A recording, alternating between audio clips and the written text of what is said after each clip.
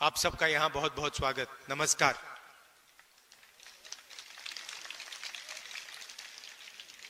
ये प्रेस वाले आपके सामने खड़े हो गए, मगर हमारी बात नहीं बोलते ये लोग, है ना?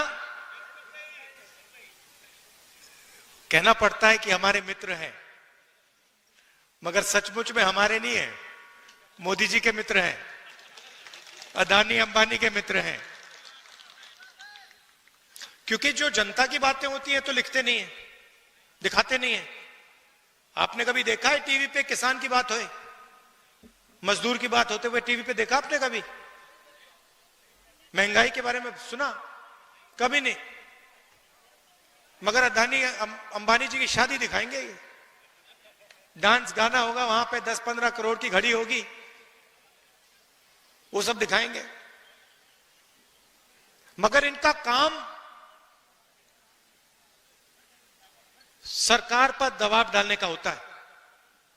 इनका असली जो काम होता है, अगर सरकार कुछ गलत काम कर रही है तो ये रखवाले होते हैं, मगर आजकल ये काम नहीं कर रहे हैं अपना। तो सबसे पहले मैं आपका स्वागत करना चाहता हूं। आप यहां आए, हमारी बात सुनने आए, दिल से आपका धन्यवाद करना चाहता हूं। 1857 की जो क्रांति थी, उसमें राणा बेनी माधव जी का जो रोल था और बीरा पासी जी का जो रोल था, उसको आज हम याद करते हैं। उनकी मूर्ति का उद्घाटन किया, और अभी मैं कह रहा था, जिन्होंने मूर्ति बनाई कहां है? लखनऊ से आए हैं। मैंने कहा कि बहुत सुंदर मूर्ति आपने बनाई है, तो आपका भी हम रायबरेली आपका धन्यवाद करता है।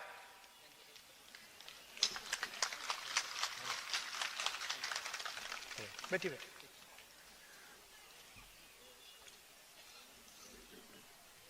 तो ये जो क्रांतिकारी काम किए थे, इसका नतीजा हमारा कॉन्स्टिट्यूशन, संविधान है। ये सब लोग जो अंग्रेजों से लड़े, जिन्होंने अपनी जान दी, जेल में गए, संविधान के लिए लड़े, संविधान के लिए लड़े। और अगर हिंदुस्तान में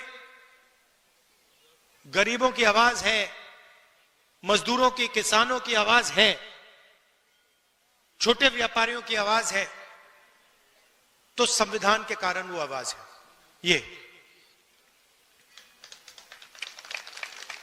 ये हिंदुस्तान की जनता की आवाज है। गांधी जी, अंबेडकर जी, नेहरू जी ने ये संविधान दिया, जेल गए, अंग्रेजों के खिलाफ लड़े। उससे पहले माधव सिंह जी लड़े, बीरा पासी जी लड़े, मगर सारे के सारे इसके लिए लड़ रहे थे। और आज जो लोग हमारी सरकार में बैठे हैं, वो ही इसका आक्रमण कर रहे हैं। मैंने मीडिया की बात उठाई।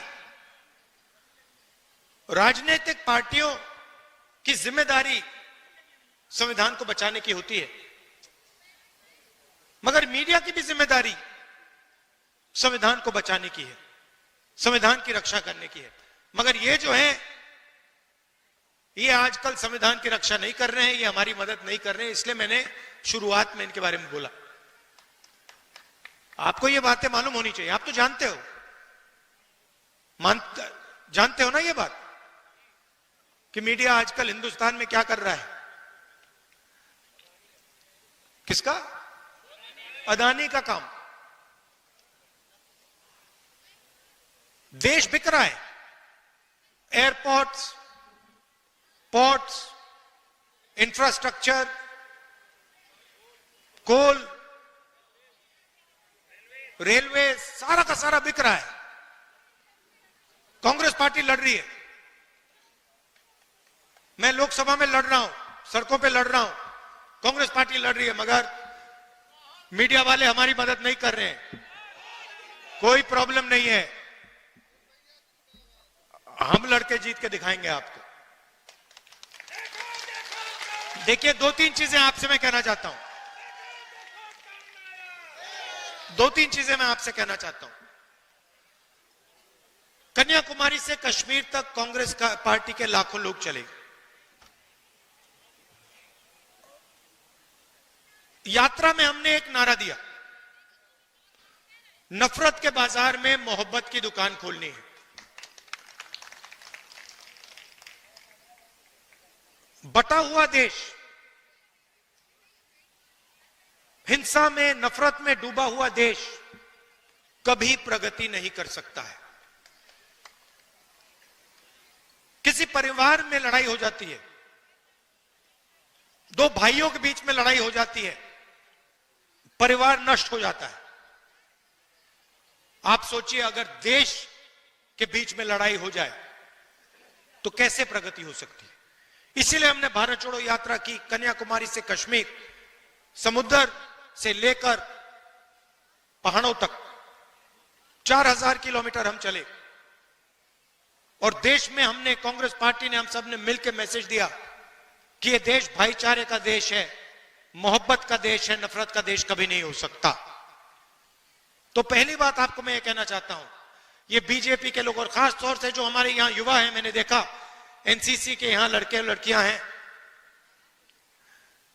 जब भी कोई हिंदुस्तान को बांटने का काम करता है, एक धर्म को दूसरे धर्म से लड़ाता है, एक भाषा को दूसरी भाषा से लड़ाता है,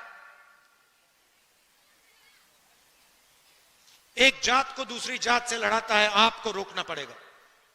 आप इस बात को एक्सेप्ट नहीं कीजिए कि इस देश में नफरत होगी। यह मोहब्बत का देश रहा है और यह मोहब्बत का देश रहेगा।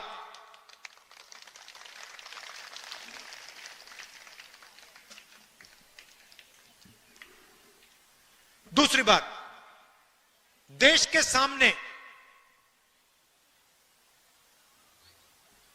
दो सबसे बड़े मुद्दे हैं। सबसे बड़ा मुद्दा बेरोजगारी। आज मैं युवाओं से बात कर रहा था, मैंने उनसे बोला,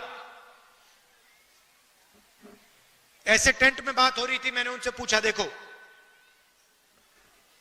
मैंने उनसे पूछा, देखिए आप लोग सब पढ़ाई कर रहे हो, आप डिग्री ले रहे हो,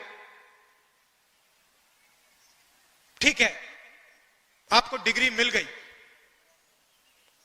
हाथ उठा के मुझे दिखाओ, आप में से कितने लोग सोचते हो कि आपको डिग्री के बाद रोजगार मिलेगा। 100 बच्चे थे, आपको मालूम है कितने युवाओं ने हाथ उठाया? एक ने। 100 में से एक लड़के ने हाथ उठाया, बाकी ने हाथ नहीं उठाया। 100 में से सिर्फ एक युवा सोचता है कि उसको रोजगार मिलेगा। और जब मैंने उससे पूछा तो उसने कहा, मैं कहीं ना कहीं रोजगार ढूंढ के निकालूंगा। मगर 99% युवाओं ने बात एक्सेप्ट की कि आज के उत्तर प्रदेश में, आज के हिंदुस्तान में उनको रोजगार नहीं मिलेगा। दूसरा मुद्दा महंगाई। दो हिंदुस्तान बन रहे हैं, एक अरबपतियों का, 20-25 लोग हैं, अदानी, अंबानी, लाखों करोड़ रुपए, जो भी उनको चाहिए उनको मिल जाता है। कोरोना के समय 1 लाख करोड़ रुपए का बैंक लोन माफ हुआ उनका, 16 लाख करोड़ रुपए उनके बैंक लोन माफ हुए हैं। और दूसरा हिंदुस्तान, आपका हिंदुस्तान, हमारा हिंदुस्तान, मेहनत का हिंदुस्तान, मजदूरों का, किसानों का, बेरोजगार युवाओं का हिंदुस्तान। हमें ये दो हिंदुस्तान नहीं चाहिए, एक हिंदुस्तान होना चाहिए। अगर वो सपना देख सकते हैं तो आपको भी सपना देखना चाहिए। ये नहीं कि अंबानी का बेटा, अदानी का बेटा जो भी सपना देखना चाहता है देखता है, और किसान का बेटा प्राइवेट यूनिवर्सिटी में मेहनत करने के बाद, लाखों रुपए देने के बाद रोजगार नहीं पा सकता। ऐसा हिंदुस्तान हमें नहीं चाहिए। यहां हम कैसे पहुंचे? नरेंद्र मोदी जी ने नोटबंदी करके, गलत जीएसटी लागू करके छोटे व्यापारियों को, स्मॉल मीडियम बिजनेस वालों को खत्म कर दिया है। यह पॉलिसी सिर्फ नरेंद्र मोदी जी की नहीं थी, यह पार्टनरशिप है। नरेंद्र मोदी जी ने और अदानी, अंबानी जैसे लोगों ने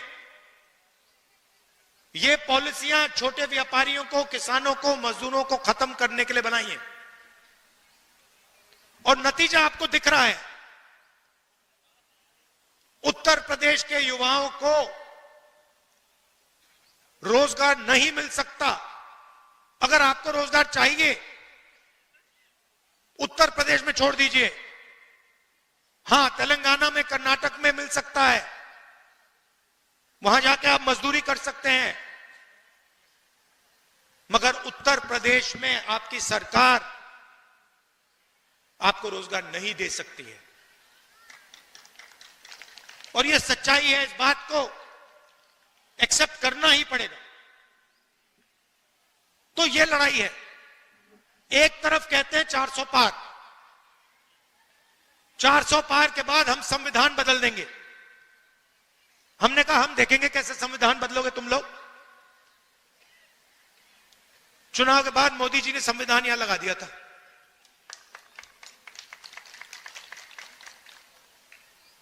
और महाराष्ट्र में चुनाव हुआ। आप परिवार के लोगों को तो बताना चाहता हूं आपको, तकरीबन लोकसभा और विधानसभा के बीच में तकरीबन 70 लाख नए वोटर आ गए।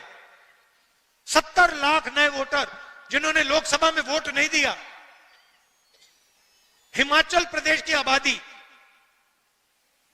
नए वोटर आ गए लोकसभा में, विधानसभा में, जादू से आए। हमने इलेक्शन कमीशन से पूछा, भैया ये समझाओ, ये 70 लाख लोग कहां से आए और हमें वोटर लिस्ट दो। इलेक्शन कमीशन ने आज तक जवाब नहीं दिया। मैंने पार्लियामेंट में बोला, पब्लिक मीटिंग में बोल रहा हूं कि हमें आंकड़े चाहिए। ये 70 लाख नए वोटर जो आए हैं, जिन्होंने लोकसभा में वोट नहीं दिया, विधानसभा में जादू से वोट मिल गया, हम चेक करना चाहते हैं ये लोग कौन है, हमें वोटर लिस्ट दीजिए। वोटर लिस्ट नहीं देनी। तो बात आप समझ गए हो हिंदुस्तान में आजकल हो क्या रहा है। ये राजनीति चल रही है, मगर हम किसी से डरते नहीं है। कांग्रेस पार्टी विचारधारा की पार्टी है और हमारे सब जो कार्यकर्ता हैं, आप लोग बब्बर शेर, आपके खून के अंदर हमारी विचारधारा है। आपके खून के अंदर हमारी विचारधारा है और आप इस विचारधारा को लेकर कांग्रेस पार्टी के लिए, संविधान के लिए और देश के लिए लड़ते हो, रोज लड़ते हो। इसके लिए मैं आपको दिल से धन्यवाद करना चाहता हूं। आपने लोकसभा के चुनाव में मेरा पूरा समर्थन किया, उसके लिए मैं आपको, रायबरेली की जनता को और आप सबको दिल से धन्यवाद करना चाहता हूं। और जो भी आपके मुद्दे हैं, जहां भी मेरी जरूरत हो, चाहे रायबरेली में, लोकसभा में, बाकी प्रदेशों में, मैं हाजिर हूं। जो भी आप मुझसे काम करवाना चाहते हो, आप बताओ, मैं करने को तैयार हूं। और आखिरी बात, रायबरेली एक ऐसी कंस्टिट्यूएंसी है शायद पूरे हिंदुस्तान में जिसके 2 सांसद हैं, एक मैं हूं और एक प्रियंका है। तो कभी कभी उसको भी यहां बुला लिया करो। वो मुझे वायनाड बुलाती है, मैं जाता हूं। रायबरेली के भी वो सांसद हैं, उसको भी यहां बुलाया करो आप। बिल्कुल। और आप सबको बहुत बहुत धन्यवाद और मेरा प्यार। राजनीतिक रिश्ता नहीं है, पारिवारिक रिश्ता है हमारा। दिल से आपका धन्यवाद करता हूं। नमस्कार, जय हिंद।